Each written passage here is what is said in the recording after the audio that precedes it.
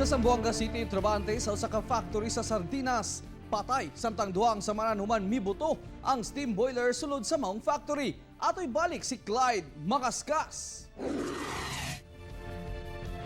Pasado alas 11 Martes sa udto dihang kalit nga mibuto ang steam boiler sa usa ka factory sa sardinas sa barangay Talisayan, Zamboanga City. Sa maong pagbusikad, patay diha-diha dayon ang assistant mechanic nga nailang si Zacarias Rico. Samtang samdan ang kaubanan niini nga sila Francisco Dumagal Jr.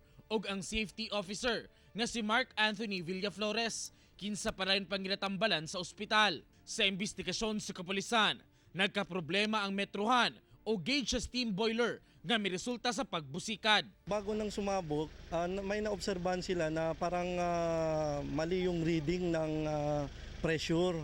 At yun nga, tinotroubleshoot nila hanggang after ng habang nagtotroubleshoot sila, bumaliktad yung reading, tumaas, bigla, kaya nagdesisyon sila na patayin yung makina. Then after a seconds, yun na, sumabog na. Sa kakusog sa impact sa pagbuto, nabungkag ang steam boiler, samtang nadanyo sab ang atop sa factory. Sumala sa nakakitang factory worker, mibuga ang bagang aso gikan sa sulod sa building. Busa, paspas silang gipagawa sa factory.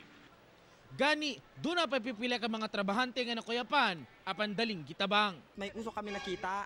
Tapos akala namin parang normal lang siya na usok na nagluluto sila. Tapos bigla na lang may sumigaw, may sunog daw. Naglabasan na yung mga warehouse. And then after that, sumunod na yung mga filling line at saka yung mga cutter. Tapos yung iba nahimatay na dinala sa clinic. Samtang may padayag sab ang mga opisyal sa barangay sa Talisayan, nga andam silang tabangan ang mga pamilya sa mga biktima. Tututukan natin para mabigyan ng sapat na asistensya or assistance ang mga naging biktima. Nagpadayon pa ang investigasyon sa Ayala Police Station 9 sa maong insidente. Wala pa sab mihatag og pahayag ang management sa maong sardines factory. Ako, si Clyde Makaskas para sa One Mindanao.